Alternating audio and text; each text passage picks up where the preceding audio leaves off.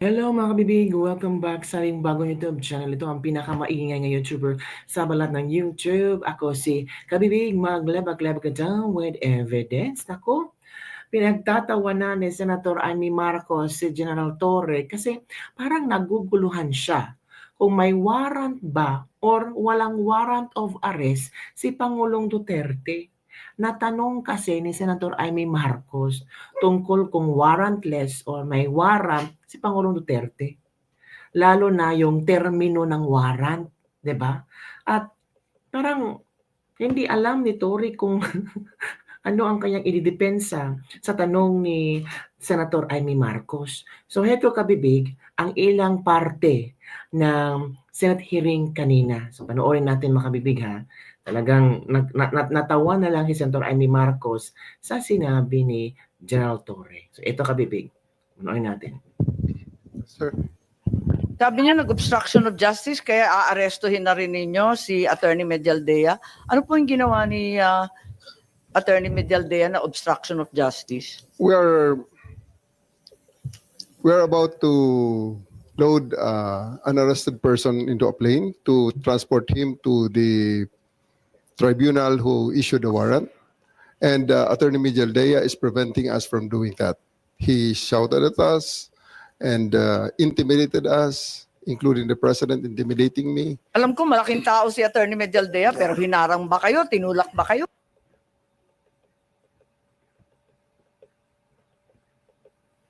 May warrant. So inaamin mo walang warrant? At the many stages, ma'am, all the many other, Hindi, among make other up your laws. mind, General Torre. Warrantless, Ito. pilit niyo iposas, hindi magkasya yung posas. Yes, that's one thing, ma'am. He's blocking my way. He is preventing us. He actually placed another chair at the side with the president for the former president to sit, which is already very much delaying everything because the plane is already ready to fly. Ba't kayo masyadong nagmamadali? Ay oo nga. We are going, unang-una ma'am, ang reglementary period, Yan mamalasin. din ang tanong ng maraming Pilipino. Bakit sila nagmamadaling i-travel si Pangulong Duterte sa Netherlands?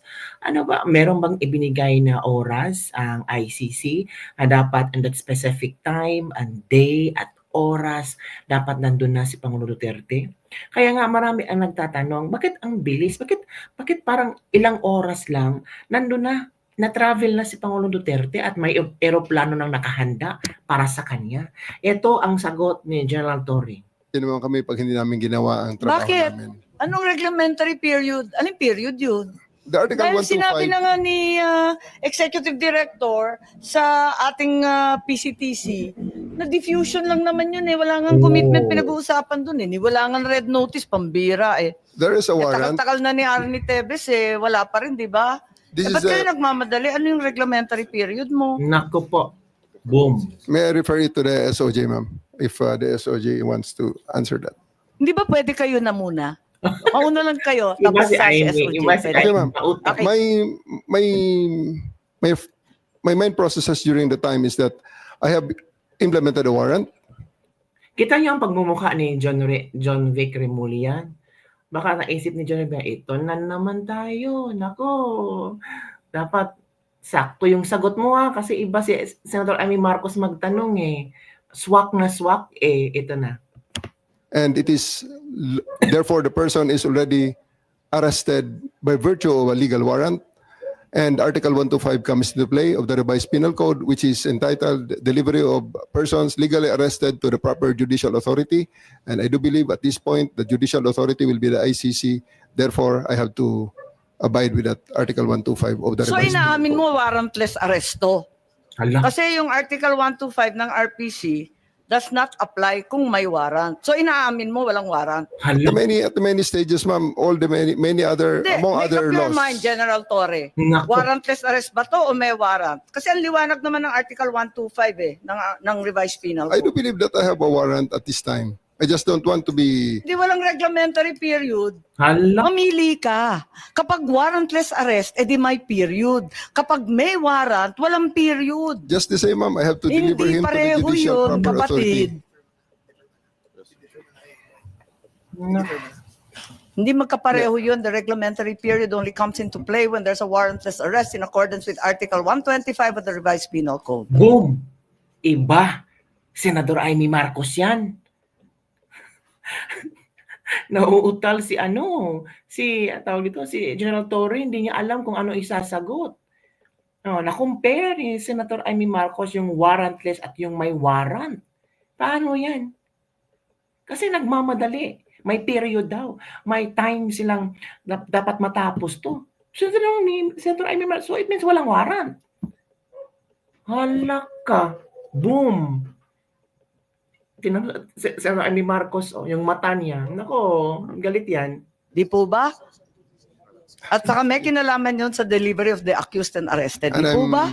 And I'm being cautioned by the DOJ, ma'am, that it may be sub judice already to discuss that because of the habeas corpus pending in the Supreme Court, ma'am. Pati ba naman ng revised penal code, naging executive session, pambihirang buhay ito. Okay. So yun kami, Big. Natawa na lang si Senator Amy Marcos kasi pati penal code daw, ginawa na lang yung executive churva kasi alam nyo na, may pending kasi sila na habeas corpus yung pamilya Duterte laban kina Torre, kina Remulla at iba pang sinampahan ng petisyon, mga kabibig. So ito pang isang video, kabibig, na nakita ko. Willing kong i-share sa inyo. Nangyari din ito sa araw na ito. Ito na, kabibig, ha. Share ko sa inyo kung ano ang nangyari it's all about a warrant of arrest ng Duterte. Okay, let's see. A person with a warrant that as a person has a warrant, yet you cannot serve it without the physical warrant. So, all the lawyers know here Diba ang that sabi, I'm right there. kailangan ng warrant as soon as practicable. At hinihingi talaga ni former president. Di ba hinihingi niya? Hinihingi ng abogado niya, asan yung warrant? Tama, di ba? Hinihingi Yes, nila. ma'am. Anong pinakita nyo? Pag umaresto ka ng tao, pag inaresto ka ng pulis, pwedeng hindi dala ng pulis ang warrant mo. Pwede. Sasabihin lang ng pulis kayo, oy, arestado ka, may warrant ka. Nasaan ang warrant? Doon sa istasyon, halika na. That's perfectly legal. Pag umaresto ka ng tao, pag inaresto ka ng pulis, pwedeng hindi dala ng pulis. So ang sabi po ninyo, hindi naman kailangan yung warrant kaya hindi ninyo pinakita. Tama po ba yun? Ma'am, that is a very, very different interview in the aftermath. But I'm talking of Anong pinag-uusapan sa interview? and I'm talking about we have already veered on the general rules on the warrantless on the service of the warrants, because during the time and up to this time there are still a lot of people saying that I'm wrong in there, that you cannot arrest a person with a warrant that as a person has a warrant, yet you cannot serve it without the physical warrant. So all the lawyers know here Diba ang that sabi, I'm right there. Kailangan ng warrant as soon as practicable. At hinihingi talaga ni former president. Di ba hinihingi niya? Hinihingi ng abogado niya, asan yung warrant? Tama, di ba? Hinihingi Yes, nila. ma'am. Anong pinakita nyo? We gave them the electronic copy of the warrant, and it was given to them by Yusek Nikiti together with PG Fadulion. It was received by Yung General warrant, anong klase Monteagudo. yung itsura ng warrant? ICC, Interpol? It's a ICC warrant, ma'am. ICC warrant. Yes, ma'am. That was directed to the Interpol. That was the attachment of the diffusion order. Pero ayon sa ating batas, di ba? Napakaliwanag naman na yung court o judge, kinakailangan Pilipino. Di naman sakop noon yung Interpol, yung ICC. Bakit naging warrant rin sa Pilipinas yun? I will defer the answering to that question to the DOJ, ma'am, because I was with the DOJ during the time, and it was the DOJ. Hindi nandun si Prosecutor Fadulion Ikaw naman Yes, ma'am. bumasa ng Miranda rights, hindi man lang yung prosecutor. Tinake-overan mo na yung papel ng DOJ, kaya sumagot ka ngayon. Ma'am, we're talking vision in the tube. Hindi, sinabi mo kasi, ang liwaliwanag, sinabi mo, hindi naman kailangan ng warrant It's a different matter, ma'am. Altogether different matter. Bakit? Ilang warrant ba yan? Hala. One warrant, but different. That question on the interview is a different situation, ma'am. So, kailan mo pinakita yung warrant? Yung sinasabi mo electronic copy? The first time, ma'am, it is not At kanino? It was not me who showed the warrant. It was Yusek Nikiti together with PG Fadulyon, together with me there in the tube of the plane. The former president is still there inside the plane. It was given to retired General Monte Agudo, who is with the party. And because during the time, E.S. Mijaldea and the wife and Attorney Delgra had already went back inside the plane and told us, hindi kami lalabas kung wala kayong maipakitang warrant. Kaya nga, so, when was the accused finally shown the warrant of arrest? Yeah. Diba dapat as soon as practicable ang sinasabi? Kailan mo pinakita mismo kay former president? I believe, ma'am, the electronic copy is already acceptable now in the rules of court. Yun na nga, pero pinakita mo ba kay Presidente Duterte? It was not me who they invited inside the plane. Parang It was the hirapin ito, PCTC through General Alcantara, whom they invited inside the plane, showing to them and explaining to them the warrant. Ganun ba? Napaliwanag ba ninyo, Executive Director Alcantara? Kasi parang ang bilis-bilis lang naman ninyo dun sa eroplano. Alam. Ang nakita naming final warrant, 15 pages po. Ganun lang kabilis na nabasa Tama po yung kaagad? 15 pages po, pero i-present po namin kay President Duterte na nasa Nabasa niya lahat, 250. 15 pages? Ang bilis-bilis lang lumabas eh. Oh, hindi po niya nabasa yun. Hindi niya nabasa. Hindi Hindi niya. na ba? So, Doon po namin present sa kanya. kaya nga, pero ba't hindi niyo pinagbigyan na basahin? Yung- Kasi karapatan talaga ng akusado at ng arestado yan, at, di ba? at that point in time, ang may kopya po ng warrant ay si General Alex Monteagudo. Nagbabapiring po sa telepono niya. Matagal pong mabuo dahil Siyempre, nasa airport.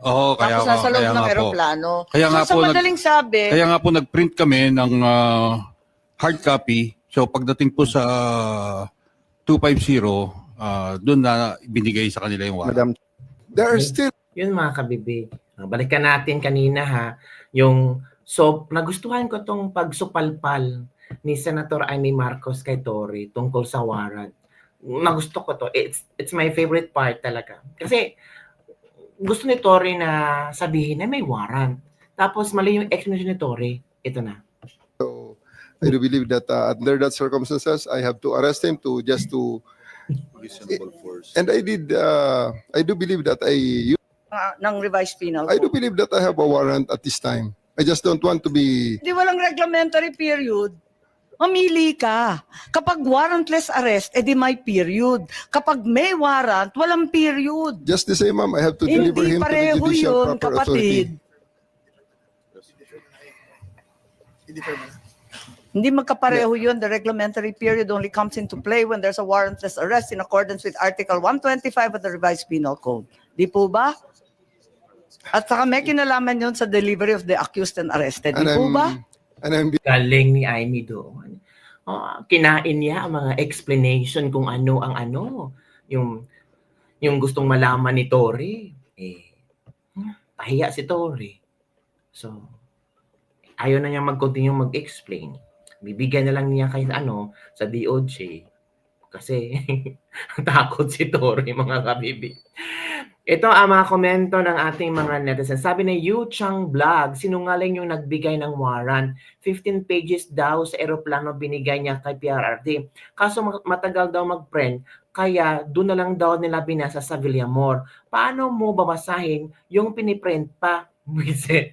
Kawawa ka dyan, Tore. Di mo pa ba naramdaman ikaw ang inaalay sa kapalpakan na yan? Naghugas kamay na ang DND at AFP. Hala, naghugas kamay na ba sila, mga kabibi? Hirap na hirap lumusot si Torre. Nagkabulol-bulol na. Naku, ano nangyari dyan? Dismiss na yan si Torre at tanggalin sa retirement benefits.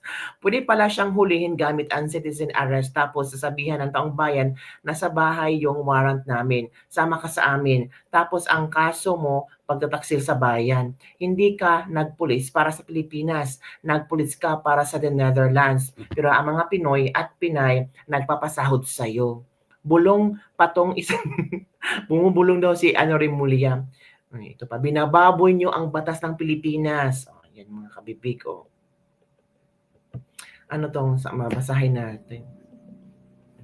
General Fajardo, walang pulis na nag-resign, walang umiyak na pulis nung inaresto si Duterte. General Torre, pwedeng mag-aresto ang pulis kahit walang dalang warrant of arrest. That's perfectly legal. General Marbil, ay nako, pag nasasabu ka, hindi ibig sabihin masamang tao ka na. Papawala ng good, pagod at puyat lang yon. President Marcos, wala kaming ibinigay na ebidensya sa ICC. Ang pag-aresto kay Duterte ay dumaan sa tamang proseso at legality dahil andun naman ang DOJ na isang competent judicial authority. Naku, ang gulo-gulo ng mga statements nila. So, yun lang po mga kabibigang ating latest lebag-lebag for the day. Ano ang iyong komento tungkol dito? Naguluhan ka ba? Kumusta ang Senate hearing ni Senator Amy Marcos? Meron ka bang nakuhang revelasyon, mga importanteng political views? Meron pa kayang pangalawang Senate hearing? Parang nakukulangan ang mga tao. Sabi ni Senator Amy Marcos na posibleng magkaroon ng pangalawang hearing kasi meron nang gustong mag-witness. Nako, may witness na ihaharap. Paano yan? What if kung si Kitty Duterte ang mag-witness? What if kung si Hanilet Duterte ang mag-witness? What if yung mga PSG ni Pangulo Duterte o security guard ni Pangulo Duterte ang mag-witness? Paano yan mga kabibig? Diba, maghintay-hintay tayo sa mga latest updates mga kabibig. Sabi nila, ito ba ay taktika ni Amy Marcos para manalo sa eleksyon? I don't know mga kabibig. Basta si Amy Marcos naman, ginagampanan lang niya ang kanyang tungkulin bilang senador at nasa foreign relations. So of course, dapat niya itong imbestigahan. Diba? So yun po kabibig. Don't forget to like, subscribe, and share this video. Bye everyone. See you next time. Oh wait, itong tanong ko. Sa ginawa ni Senator Amy Marcos ngayon, bobotohan niyo ba siya bilang senador? Isip-isip.